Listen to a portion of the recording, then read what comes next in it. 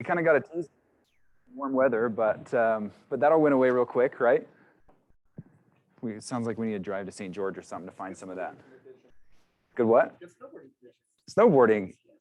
That's right. I love snowboarding. I just have not gotten up there to take advantage of it. So when I'm not playing in the snow, I just don't want it here. Is that weird? Cool. All right, so let's get started here. Are we recording? Okay. Excellent. Welcome. I'm seeing a lot of new faces and a lot of familiar. And who has been here for, who's new in the last like 6 months here to our office? Awesome. Welcome.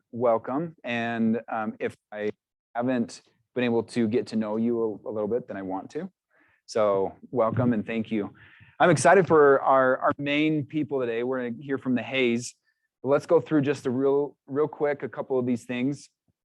I do like to keep top of mind what's important to Keller Williams, and as far as mission, to build careers worth having, businesses worth owning, lives worth living, experiences worth giving, and legacies worth leaving.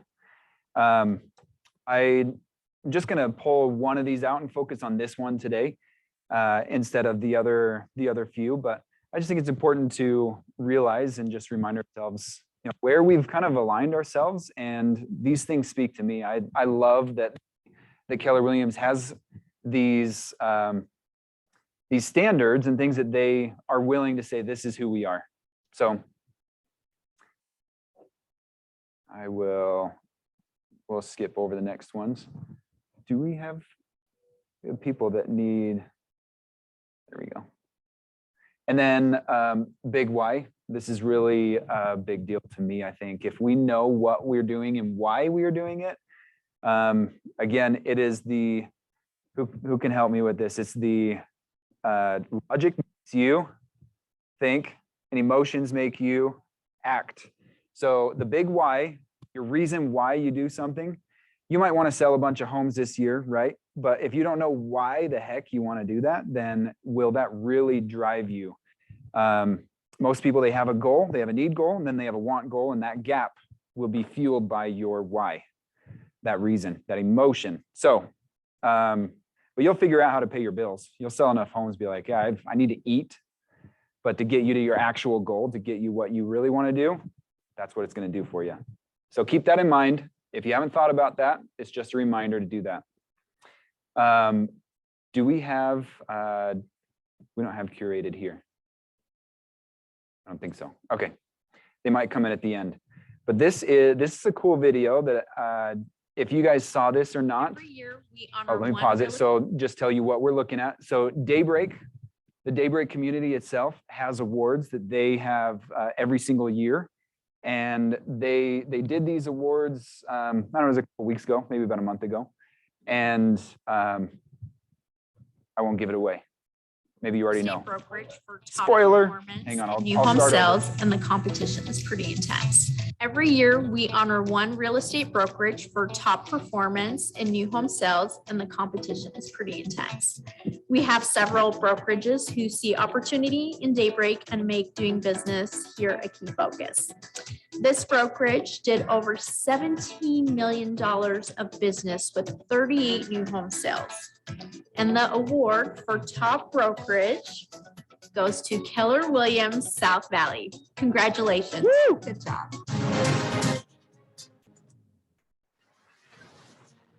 Don't make fun of me for this next part. I'm Tyler DeMars with Keller Williams South Valley. I'm the team leader / CEO of our brokerage here, and so grateful to be a part of such an excellent brokerage and be around so many amazing agents.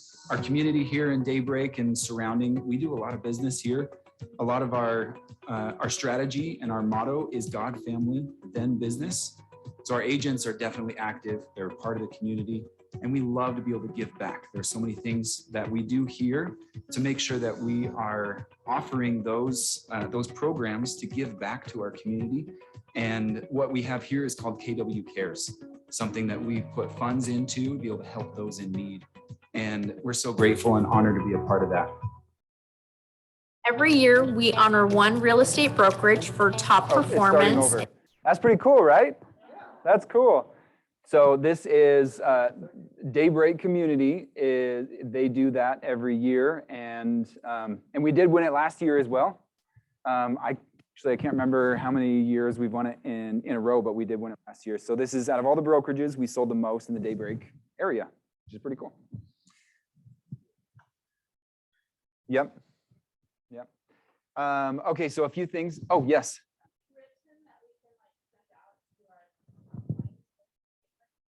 So if you want, what we can do is give you this link, and what I would do, if there's something written, let's get with Sammy.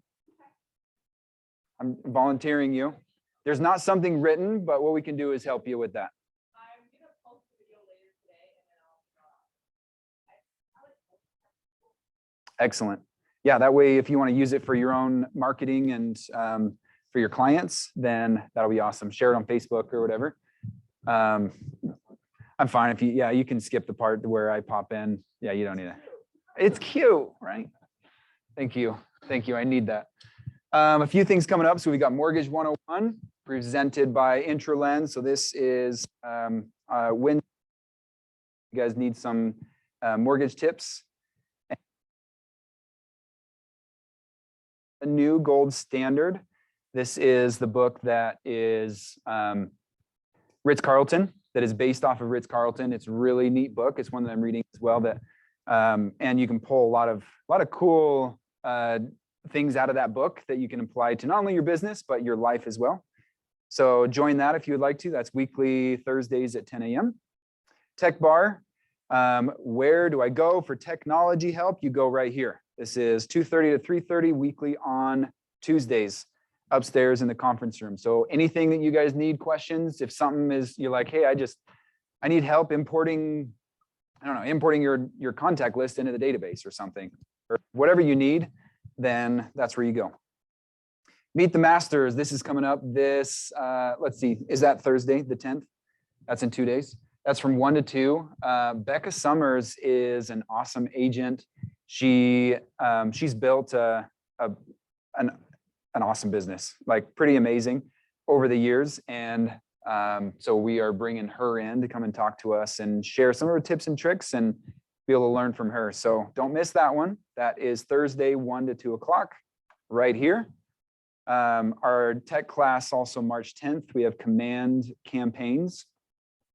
So if you are trying to implement campaigns into your business, this is a great way to come. It's kind of a workshop. You'd be able to come ask questions, and ideally you can leave with something that you can implement and put right into your business. So if you want to automate, this is the system that will help automate some of your emails, or maybe you want to do postcards or mailers or things like that. So put that on your calendar for March 10th, 2:30 to 3:30.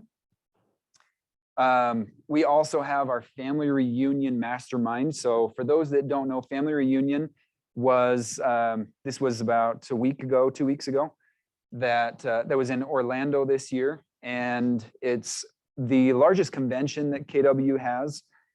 And a lot of agents, they come and they share their tips and tricks and what works for them, and also kind of a state of the company. So this is going to be a mastermind. We can share what people have learned and some takeaways from that. So that is March 17th from 10 to 11 right here.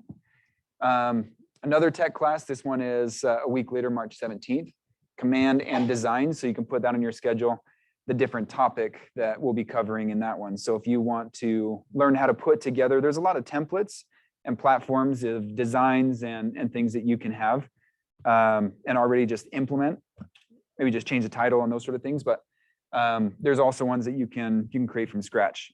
So if you want to go really custom or just modify a little bit, we'll be able to share how to get that done. KW Cares Casino Night. Who knows what KW Cares is? Up front. Will you tell us? You didn't know I was going to ask you, but what is KW Cares? KW Cares is essentially where we find a cause that we all agree on to support. We come together, kind of build our KW relations and our impact on a community. Last year, who did we help last year? Amy has more details on that. You're better explaining. For Red Day, we did the refugees. I gotcha. We did essential packs. We did essential packs of COVID essentials for the refugees. And then we also raised $40,000 for Kevin's family and was able to help them after he passed away, amongst a lot of other things. We help a lot of agents kind of without saying anything. Yeah. So we Behind the help a lot of, scenes. exactly. Behind Kind the of a family scenes, here we at try to KW. help out a lot of people in-house with those funds as well. So yeah, casino night's kind of like our big fundraiser. I think it's $40 this year, maybe. We'll see.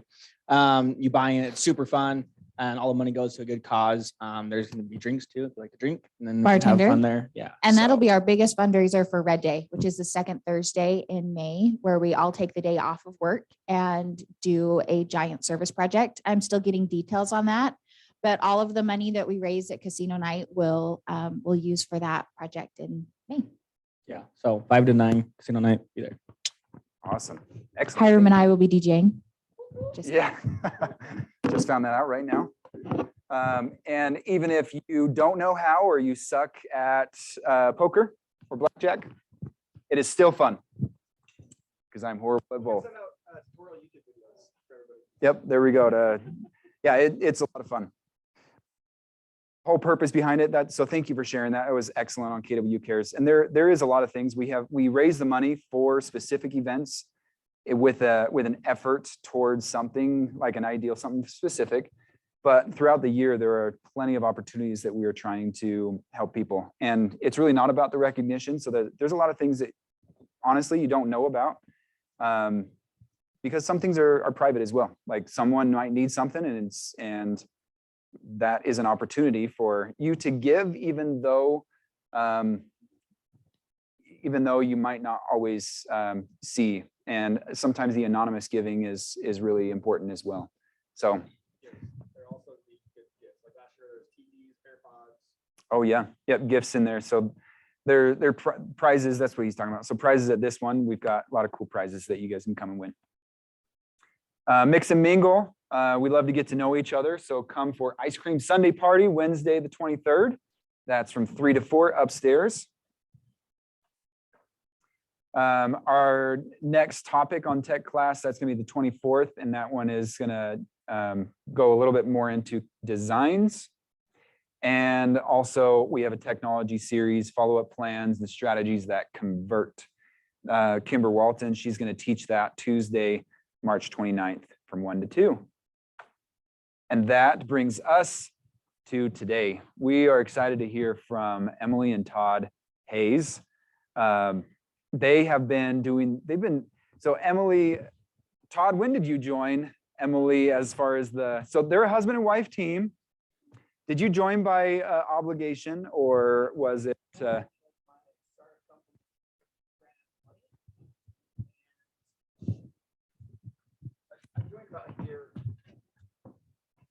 joined about a year after Emily started. She always says that I lost my job. That's not technically accurate. My company ran out of money, so I had no choice. And as I was looking for my next opportunity, she kept on getting busier and busier. And she said, I need you to come join me. And I said, I'll join you until you get established. And 5 years later, I am still helping her. So 6 years later, I'm still with her. So That's awesome. These are 2 people I admire and I love so much, and just been, as an agent, have been able to, I feel like, kind of grow up in Keller Williams a little bit together. And I am just grateful that they're here and sharing some of their expertise and knowledge. So let's give them a warm welcome.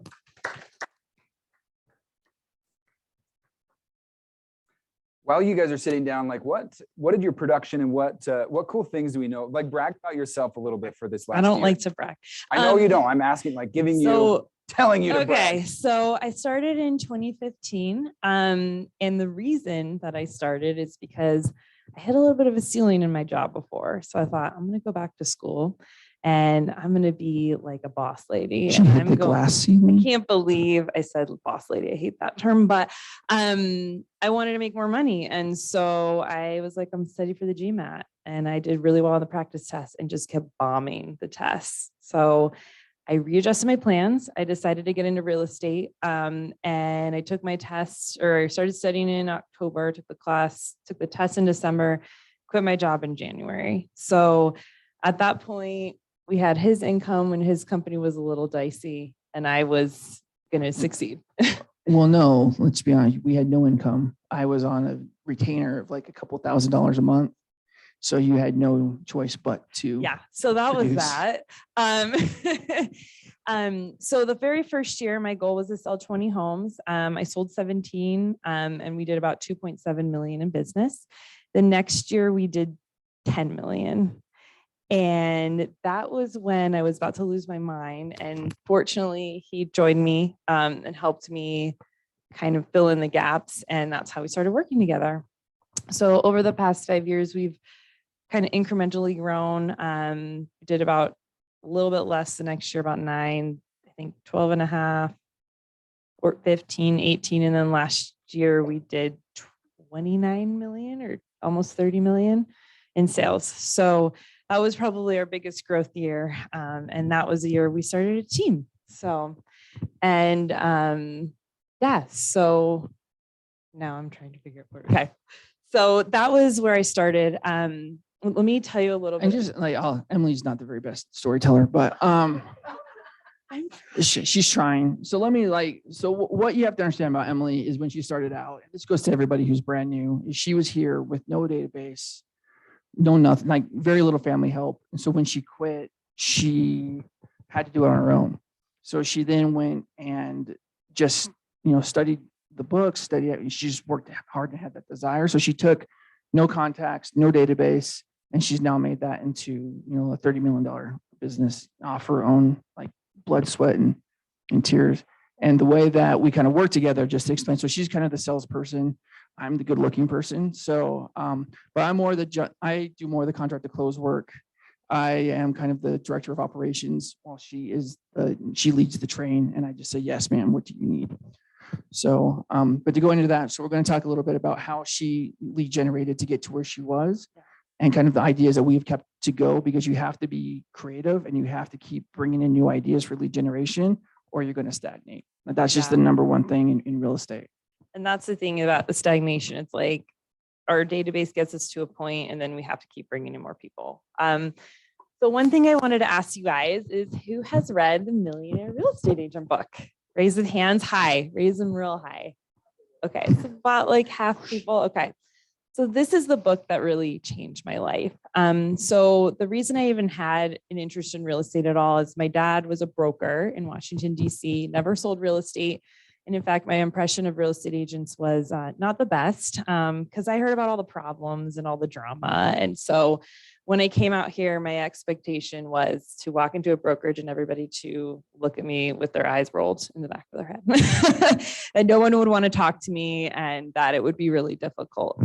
The minute I walked into Keller Williams, it was a totally different experience. So I initially met Eden, and then her sister Abby, who was working there at the time.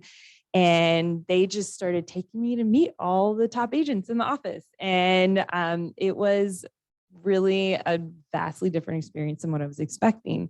The biggest thing that really helped me at that point was they had started a book club with the Millionaire Real Estate Agent. So my initial expectation was I'd go in to be a sales agent. I was going to sell real estate. And when I read this book, I said, no, I'm going to be a business owner. I'm going to build a business out of this. It opened my perspective as to what you can do in real estate. So if you haven't read the book yet, pick it up today and start reading it, because it's really what expanded my mind to be able to get to where I am today. And if there is when we do have the book club and do this book next in book club, come, because it's really helpful to mastermind with each other and really learn. So So the So- first so- year. Okay. So that's kind of the story that really helped setting up a business over there. So what are some of the lead generation ideas that people have learned, or their go-to lead generation ideas?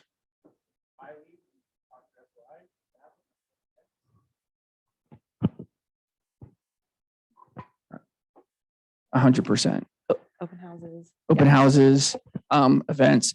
Now, what do people like? So what are like when people, because I remember when we started, people said, oh, you have to do FISBOs, you have to do expireds, you have to do cold calling. These are the things. And you have know to what do. I did when I heard that? Like froze. I'm like, I've never made a cold call in my life.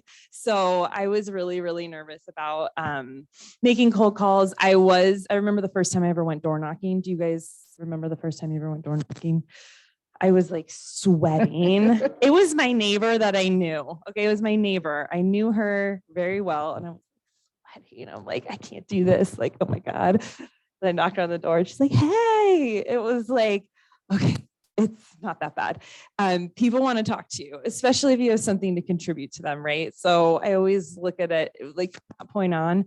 First, I was introducing myself to the neighbors, and then I was going out inviting people to open houses and just going into it, giving something back to somebody, right? Not being that salesperson. And that was always my hang up, because I didn't want to be the salesperson. So I did door knocking a lot. But I realized after reading the Millionaire Real Estate Agent book that I had to take my initial database and feed that. Now, what comprised my initial database? And he said I didn't really have a network out here. I had moved out. Maybe it had been 3 years we had lived out here. So I knew some people from church. I had some friends, and a couple family members out here, but I had a lot of contacts at my job. So the previous job that I was in was probably my biggest resource for that initial source of business. I had no shame about asking people for contact information, researching their addresses on the tax records. I was a stalker of people. That is sometimes what we need to be. But I reached out to everybody that I knew before I left. And then once I had left, just to get their contact information, connected with them on social media and put them in my database. Even the people that were way higher up than me on the ladder, and like just anybody that I knew, I'm like, well, you know me, and you know me in a environment. So those people automatically kind of had that trust relationship because they saw me on that professional level. So that was initially really important, is to tap into that. And then the next part was, how am I going to grow this? Because it's only going to get me so far. So as Emily came to the realization that cold calling and the physical calling and the expired calling was not her strength, she could do it. She did it. She proved that she could do it. I was very proud of her. But she realized that that's not going to push my business where I needed to go. So she decided, because she's very personable, she can make connections with people quite easily, which is quite the talent. She decided to go really heavily into networking, one-on-one and business-to-business networking. So she would join groups on social media, and she would sit there and watch new members come in. And every new member that would come in, she'd be one of the very first people that would reach out to say, hey, welcome to the group. I'd love to sit down and meet with you and talk to you more about what your business is, how I can help your business, and just get to know you a little bit better. So she would do hours upon hours every week of these one-on-one networking things. And because she did that, and she came out of a place of curiosity, and not just, hey, I'm a real estate agent, use me, but really came, hey, how can I help you? A lot. That really cemented her as a go-to person when someone had a question or someone needed help. And so that's how she supplemented the cold calling, is she just found out what her strength was in terms of the lead generation, what she was comfortable with. And that's what she really started to focus on. And then she supplemented that with all the typical normal lead generation activities. So let me tell you a little bit about the networking. So just to get into a little bit of the nitty gritty. So the way that I found the networking groups initially was just through, there's a couple different sources. Facebook is a great one. So on Facebook, you can look up business networking in Utah, there's even a button, I think, that just says networking, and it's on the event side. So Facebook is a great one. They're starting to do in-person again, which is fantastic. I did initially a speed networking. It was like speed dating for networking. That was the first one I ever went to. And from there, I got like 1 million people's cards, and I connected with this other girl and I was like, hey, what other networking groups do you go to? And she connected me with a women's networking group.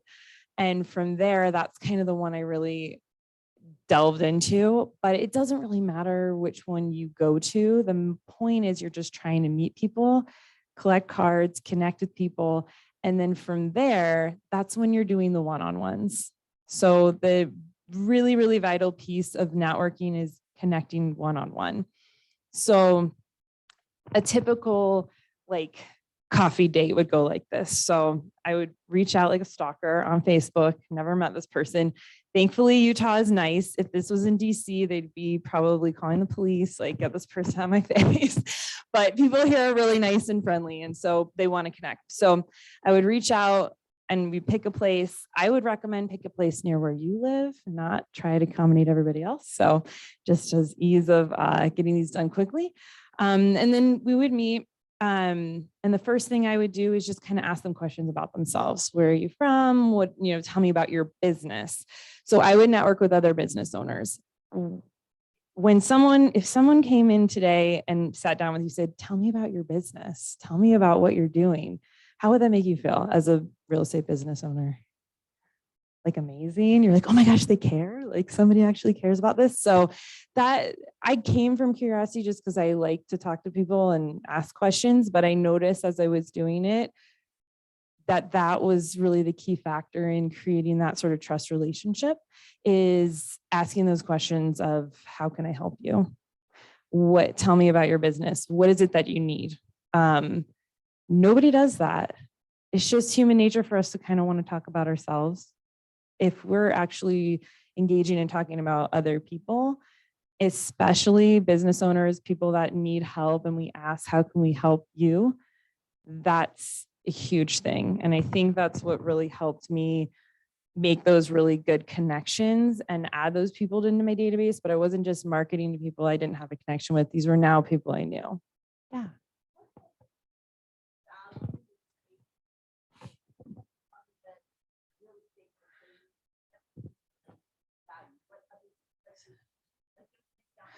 So, for example, let's say I had a client or someone I was sitting down with that had one person made cookies. She had a cookie business. I'm like, okay, like, what can I do to help you? Is there anyone you need connections with? Do you need any connections right now? Who can I connect you with? That was kind of my initial. So I'm already networking, I know people. So I'm trying to figure out who they need connections with. What kinds of holes are in your business right now that you need to fill? And then at the end of it, I would take like a selfie picture with them. And then I would post it on Facebook and write a post on the networking group and my personal page. They had just met with this person. They're so awesome. You need to check out. I would put their website in it, and you need to go check out their what they have to offer, whatever it is. And that was huge because that's not anything anybody ever did for me. No, people just, even your own family doesn't share your posts, right? It's true. And so that was one of the other things kind of on the back end. And then I would add them to my database. I would ask them, hey, do you have a realtor that you refer to right now? Can I be that person? And most of the times it's a yes. One of the things I've heard from people is saying, well, there's 1 million realtors networking out there. There are 1 million realtors, not a lot that are actually doing that connecting work and are actually following up and staying in touch.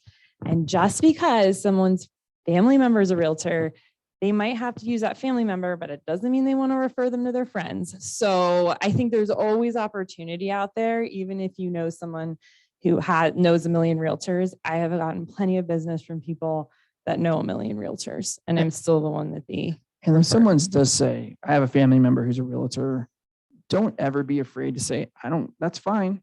I'm just asking for an opportunity to interview for the job. If I get it, if I don't, that's on me. That's not on you.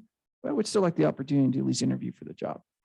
And then typically, so the worst case, what's going to happen is you're going to get practice doing your presentation, either buyer presentation or listing presentation, whether they go with you or not. But at least that shows that person that at least you have a drive and that you're interested in it and you're not just going to give up, which sometimes you can impress them enough where they might say, my family member is not in a good point. Or if the family member does, do a horrible job, which is often the thing, they can come back to you and say, hey, I can't work with my family member anymore. Can I please work with you? So don't ever take someone saying, first you have to find out if they've signed I don't want to get in trouble. If they have the signed buy broker agreement. If they don't have anything signed, then you can say, hey, can I please interview for the job? So let me go back to I'm just going to kind of walk you through the whole process, if that's okay. Walk away. Okay. So after that, I'm connected with them on Facebook. And so now I've got all these different people I'm connected with on Facebook. And this is when I start talking about real estate, but in a way that isn't so generic. So what I would do is whenever I'd go door knocking, when I do an open house, I would do videos. I would take a selfie in front of whatever and just talk about the things that I was doing, the activities I was doing. Because even when I didn't have any buyers or listings, I was still doing activities to build that up. So I would go to these networking events. People, now I know these people and they're like, wow, you're so busy. I'm like, oh God, I had the worst month of my life, but I'm so glad that people think I'm busy. So it's sort of perception, right? And we want to, and the other thing that a lot of people would say is you're such a hustler. You're always out there knocking doors, doing the activities, and people really like to see that. And so share the activities that you're doing, right? Share the things you're already doing. I have gotten worse about that on Facebook. I need to get better. But I was really, really good about it when I started. And that was really helpful. And I think cemented me as kind of the realtor for certain people. This is a numbers game. So I probably met with 200 people. Not all 200 people are people that have referred or used me. But from there, I got introduced to different other networking groups, which introduced me to different people, which now I've done. I mean, it's like spiders out, right? So to give you an example, Emily met one person at the women's networking group that I think has now led to 10 deals, 10 to 15 deals off of one person, because she has just referred because she met that one person. Yeah. Yep. Yeah. So that the networking piece is really was huge for me to grow my business. And the door knocking. Those were you and two. the door knocking. Yeah. But I think the network even more so than the door knocking. But yes, the door knocking was really helpful as well. And open houses. And then calls from KSL on any listings that I had. So I think the first year in business, I did mostly I don't remember my stats on that. The second year I had 50% referral and SOI, 50% other. And then the year after that, I had the same production, but it was 80% referral, 20% other. Imagine if I had pushed the other part, right? So that's the thing, is we don't want to forget Imagine about, if you did the promise. right? Yeah, no top. Come on. Anyway, so we went, so that's really the networking. And I hope does that kind of help get into the nitty gritty so you guys can start implementing some of that? Yeah. It's called the Women's Networking Group. No. So they're a little bit smaller than they used to be, but there's They are having, I just saw an email, they are having a luncheon, I think, coming up. I am not, but I don't think you have to be a woman to be part of it. I mean, we have some men. Yeah. I don't know. You totally can. But to kind of piggyback off the networking thing. So once Emily kind of had that locked, she had her systems in place, she had her rhythm going. She's now like, what's the next step for me in terms of networking and trying to find people? And that's when she and her lender came up with the idea to do lunch and learns, where they would reach out to companies and say, hey, do you guys ever do educational seminars for your employees? If you do, we'd love to come in and have an opportunity to come in, talk to your company, talk to your employees just about the whole home buying process. So the first thing I did was reach out on Facebook, and I just did a post that said, hey, I'm doing lunch and learns now, and I would love to get into your company to do a lunch and learn. From that post, I got 3 lunch and learns. That was the easiest lunch and learns I got. The rest of them have been really hard. But initially I had, just everybody that you're already connected with, your clients you should be friends with on Facebook or Instagram. So So that's where, so that, in terms of what we talked about, that stagnation part, like that's where we decided that's where we needed to go. And I think from the lunch and learns, we increased our business by Like about 10-15%. 10-15% Yeah. by implementing that. Yeah, so we basically took our home buying 101 class and we just transferred it over. So it's the same thing we would do for our home buying 101. So we connected with a lender that we've been using, and she helped create the content and we do it together actually. So I think it's helpful to have a lender partner in it just because they can get into some more lender details. And then we would collect depending on the company, you could collect the contact information of the people or send out a survey or something. And some of them are more strict than others. It was a really helpful way to sort of jumpstart or, kind of get some initial growth. It is hard, but the people you want to connect with in companies are anyone in HR, anyone that runs a women's group. We've done ones for veterans groups, Latino groups, like there's different women's groups with organizations within companies. And then the other thing is, also anyone that does employee wellness people. So let's see, so we did that. And then the next thing we started in 2017, is that right? No, 2019, sorry, LinkedIn. So have you guys who uses LinkedIn right now? Okay, so who has a LinkedIn account? Everybody has a LinkedIn account. Okay. Who on their LinkedIn account is connected to everybody that they know? All right, that's your job after this, is go connect with the people that you know. So the beauty about LinkedIn over some other social media things is the people on there are there with the sole mindfulness to actually connect and network with other people. And so what we have done is we have just targeted companies and people and that we are interested in working with. And then we just introduce ourselves. We just send an email or a text. Yeah, so we initially will okay, my thought process was, where can I find people with jobs? LinkedIn.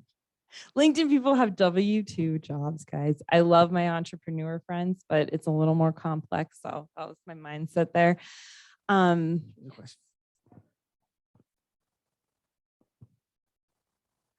We've done I think Lucid, which is they're bigger now, Dell, and we worked with some bigger companies. They do these all the time, so sometimes it, like I said, there's more restrictions and it's hard to get in, and then there's always turnovers. That's another tricky thing that we've had to deal with, is we've built a relationship and the person leaves. But yeah, bigger companies, totally, I would go after any company that you can get an in with.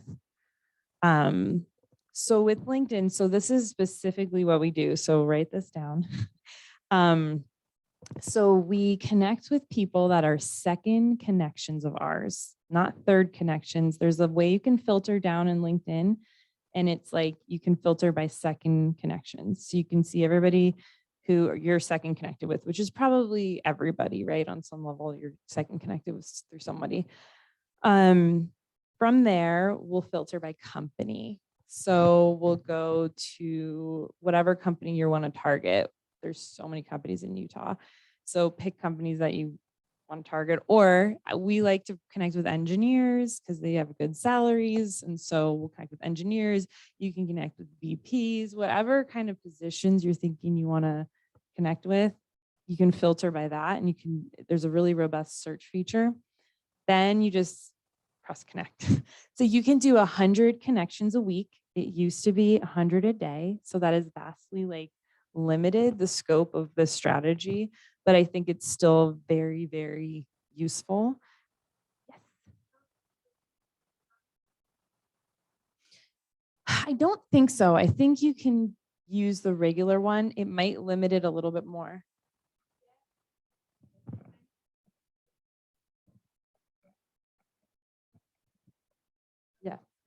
Yeah. So you were able to do it without premium? Okay, perfect. Yeah, they cut you off. Yeah. So you just have to be a little bit more strategic in who you're going to be connecting with. Yes, Terry. Yeah, 100 per week. 100 per month. week. 100 per week. Yeah, 100 per week. I have premium. I'm not sure if it's different with the non-paid. Okay, 20 a day. Yeah, Do 20 every day. That's Okay. how I did it with no premium though. Yeah. with no premium. They've cut down on it, but I do get more people connecting with me because they get less connection requests. So I get probably about 30 to 40% connecting. From there, I will send out, and actually my assistant do all this for me because it's easy to farm this out. But she sends out a message, and essentially what the message says is, "Hi, I'm Emily. I'm a realtor in Salt Lake. I just wanted to connect and see if you had, what real estate plans you have this year. If you ever need any connections, I'm happy to open my network to you, like job connections, if you need an HVAC person, all that kind of stuff." And then if they respond back to me, then I'll send them another message. Either if they just say thanks or nice to meet you, I'll just say, "Oh, thanks so much. Are you interested in keeping up to date with what's going on with the market stats?" And so I'll add them to my stats email or my market report.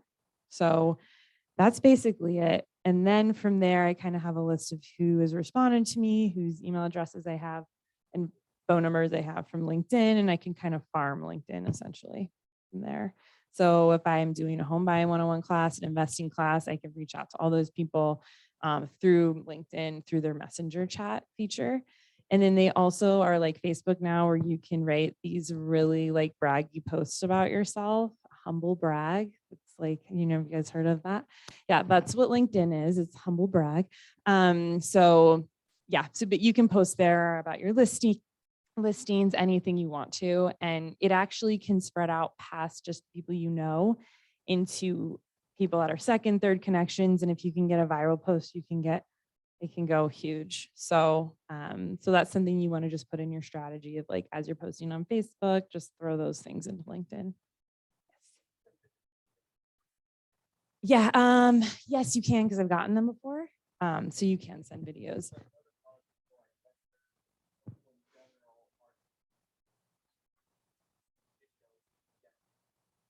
Yeah. Yeah. I would try a couple different ways. Like, we connect, and then once we're connected, then we send the message, because we don't want to come across as like we're a bot. And you can, I have not done the video message thing, but I totally could. So try that. Let me know how it goes. Yeah. Show the door. Oh, thanks. Hey, when you chose a door knocking area, how did you, one, come to the conclusion that was an area for door knocking? And two, back when you were networking, did you have certain goals or thresholds you tried to network or connect with per week? Honestly, I don't remember about that, connecting with the networking. I probably would go into spurts where I was like really, really into it, and then I'd get burnt out. So sometimes I would have like 4 or 5 coffee dates a week. And, I think it's more a matter of how many people do you want to put in your database every week?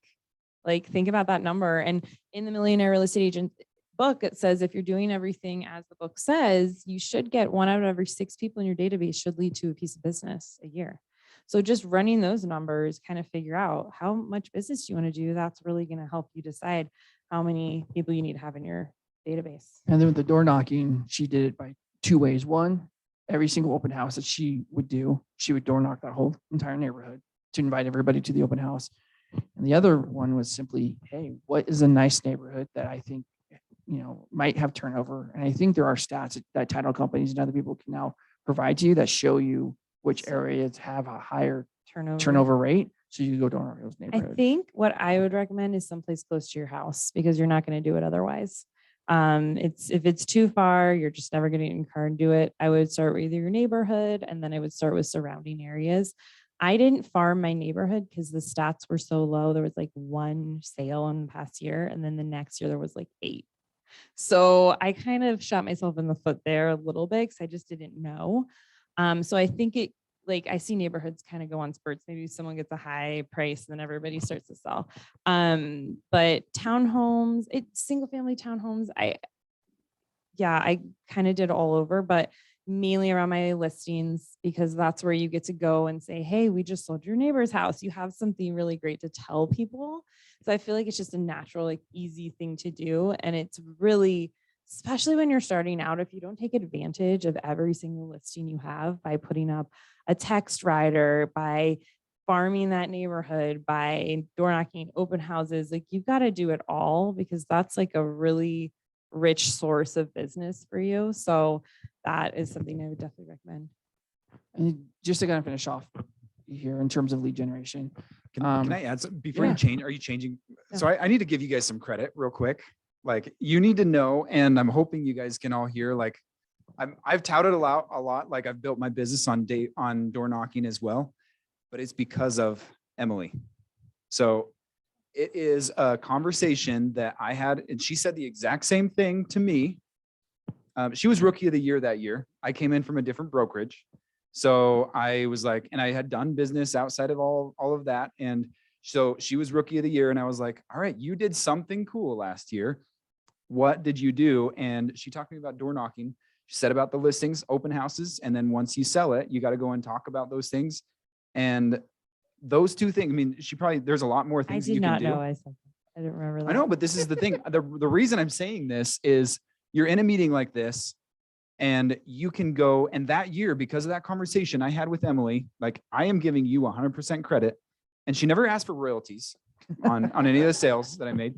But I sold 10 sides because of door knocking and made 90 grand that year because of a conversation with Emily Hayes.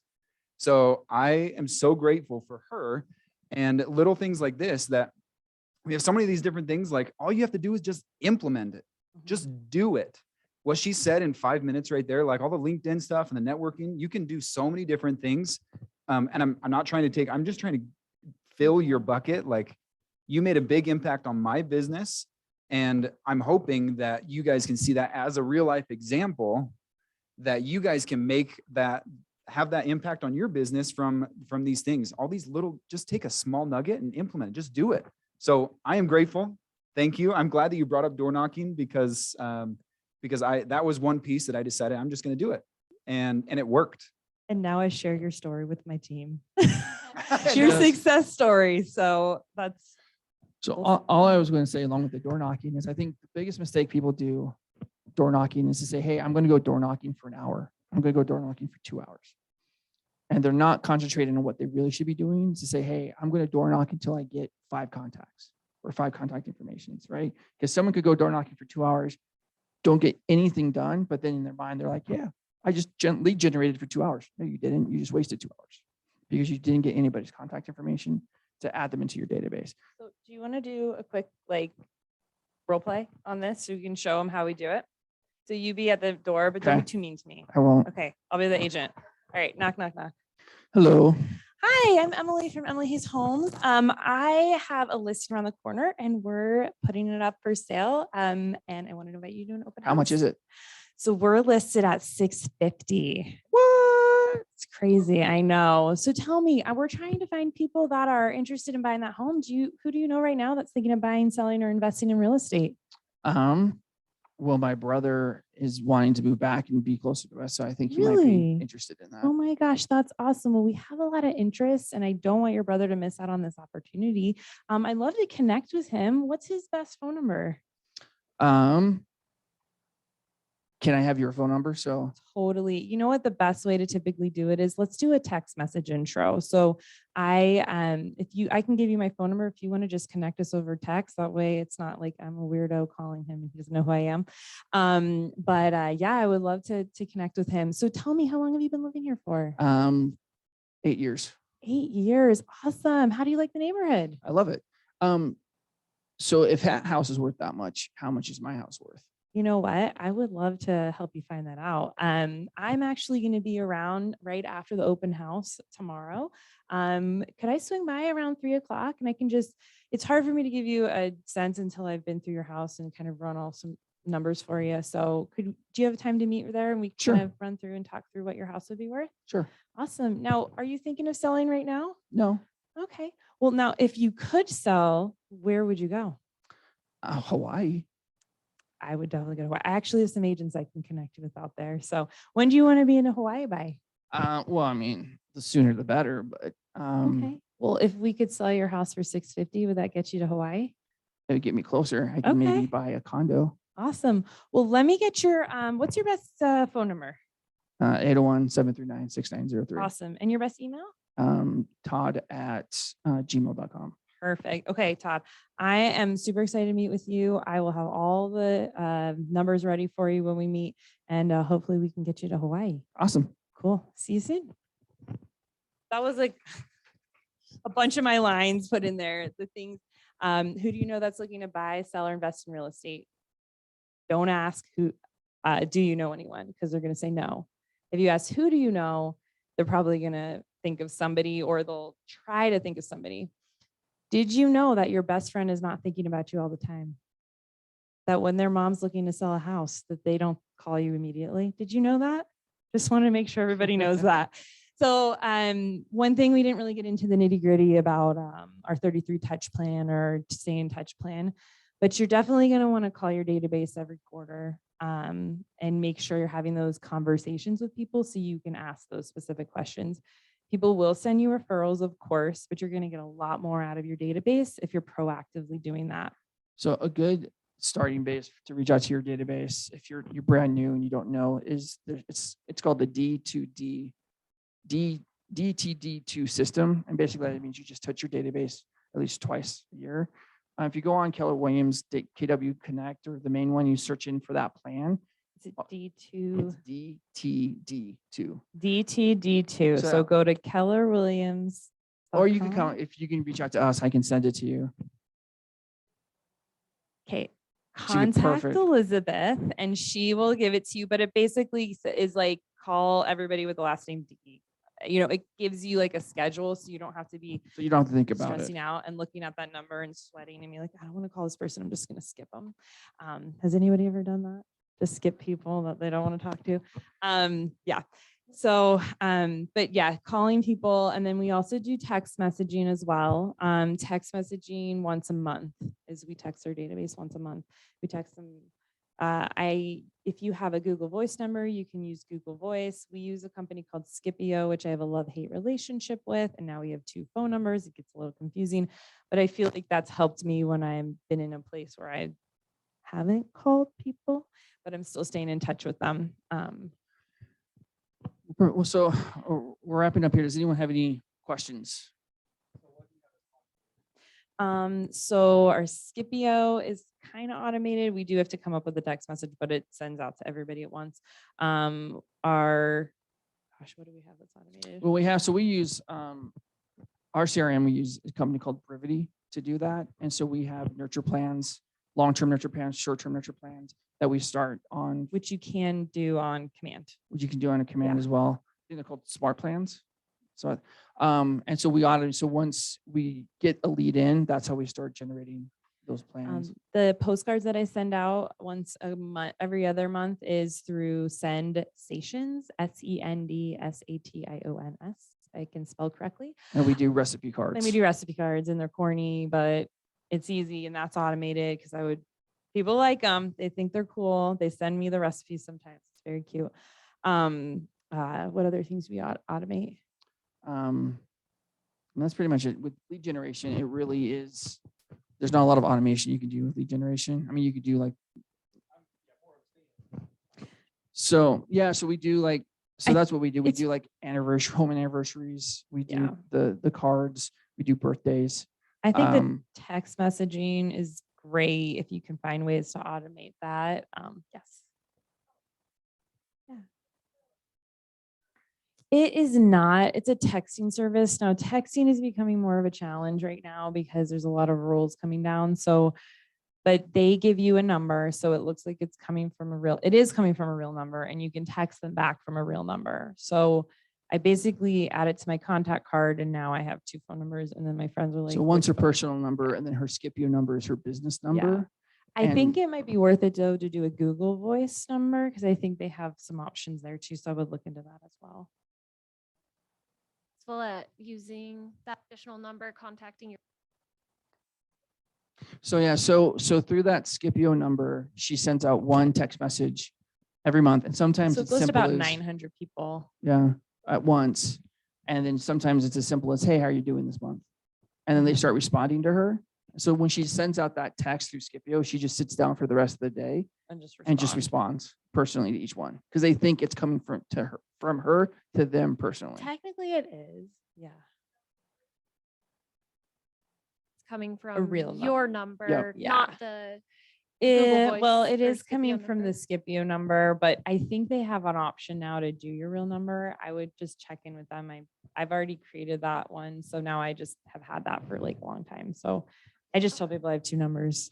It's a little confusing, not the right way to do it, but My SI would be like, who is this? Who is Yeah. this? So, So that's what I would be so the very responding to all first day. the very Scipio first we text, did, I'm like, we said, hey, well, no, it's exactly with that. She just said, hey, this is Emily Hayes. This is my new business number. I'll be sending you texts for events and other things through this as well. But please feel free to contact me on my personal number as well. And then she ended the Scipio number to her contact card. So now when she shares that with new clients, it already has the built-in Scipio number in there. So when it texts from that number, it comes up as Emily Hayes. Can I add this in? So not always like a plug like Command, but if you're already using Command, you can use Twilio as well. It does a lot of the same thing. And you can automate some of those texts straight through your Command platform. Does as well. Twilio now on the very first text have to do the opt-out? I believe it does. Yeah. Okay. That's just something to remember. If you're going through an automation text system right now, the very first text message, because the laws just changed, it's going to give them an opt-out. So just make sure if you're going to use those services, you explain to your clients that, don't opt out because then I can't text you again through that system. and we do So- automate the home value report.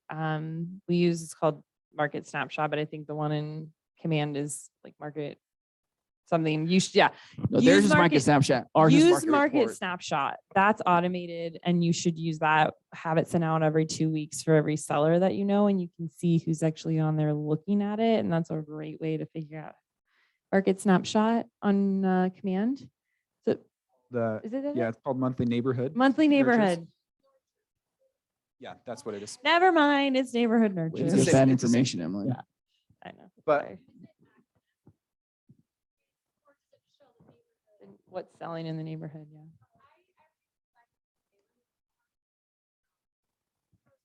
The lender provided HomeBot for me. And my clients started to send me like, hey, this is not accurate. Like I was getting so many complaints, me personally, I don't know other people. So then I put them all in Nurture with Command. And it's really good because it's not telling what their home worth is, just tell what the neighborhood and kind of like give them an average of the price. And no, people like that a lot. Yeah. My clients like it a lot. Mhm. Yeah. So the wording to go along with It's that. a touch for me, not necessarily they're CNA. looking. So the new calling it that. wording that we've used for that, because sometimes people don't understand market snapshot, market report. We say, are you interested in an equity analysis? Equity analysis. It's gotten good traction with their team reaching out rather than saying, what's your home value? People don't care, but they do want to know what their net worth is. So equity analysis is a good term to use, which I learned in a mastermind at a family reunion. Any other Any other questions? questions? If- You're You're welcome. Let me just say one thing. One thing is this guy here is the reason why I've grown my business. Taking off a lot of the administrative and certain portions of the business has allowed me to continue to grow things. Leverage is super important. Finding a good transaction coordinator as you get busy, it's going to get harder and harder to continue to do your daily prospects. So being able to leverage out some of the activities is really important and find someone you trust.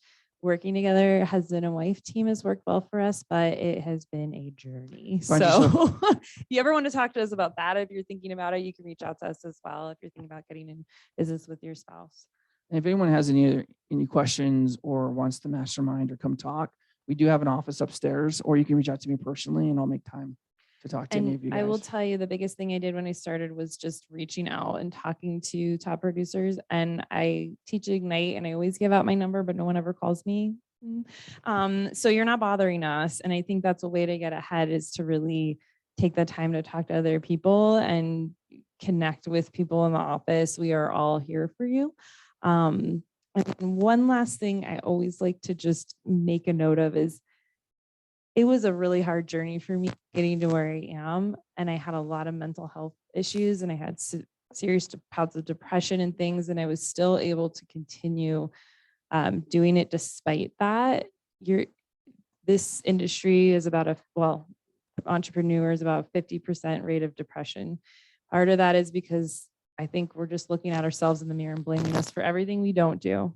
I spent a lot of years not celebrating the things I did do. And I'm finally at a point where I'm like super proud of myself and I see what I've accomplished and I've created something that feels really stable. It's taken me years to get there. I don't want that to happen to you guys.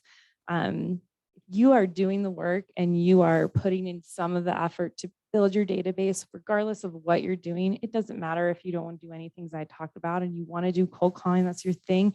Do that. Don't worry about any of the rest. Pick something that works for you that you're going to actually show up and do. If you want to join a baseball team or your kid's school PTA, it doesn't matter what you get involved with. Just get involved with something and let people know what you do. Wear your badge everywhere and just be that real estate agent that's visible in the community and celebrate yourself. And celebrate yourself because this is a hard business. Get to know each other and let's like all be a support for each other because I think I spent way too many years not celebrating the wins. And I don't know if you feel this way, you close a deal and you're like, well, I gotta get the next one. Like there's no room to breathe. I gotta keep running, which is not a bad attitude to have, but also like celebrate the wins, celebrate the successes, and just know we're all here for each other. And I'm not some extraordinary salesperson. Yes, I'm good with people and stuff, but everybody can do this. You just have to want it and you have to put in the work to do it. I know you all have it in you to do it. And we're here to support you. So thanks, guys.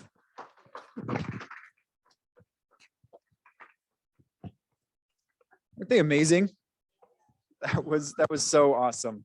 Thank you so much, you guys. As always, I see some people took a lot of notes, pick something, don't let time. If you let time go by, you won't do anything. I promise you that. Within the next 24 hours or today, pick at least just one thing and implement it. And you might sell an extra 10 homes that year, like my story. And I'm grateful. Like just these things work. Whatever you're in, take a nugget and do it. They are amazing. Let's give them one more round of applause. Thank you so much, you guys. There is food in the back, and I just want to let you know where that came from. We had, they weren't able to come today, but it is curated staging and design. They don't have anything they're able to send. They had something come up, weren't able to make it, but just want to let you know where that food come. We're grateful for that sponsor, and go eat, enjoy, and say hi to someone. Have a good day.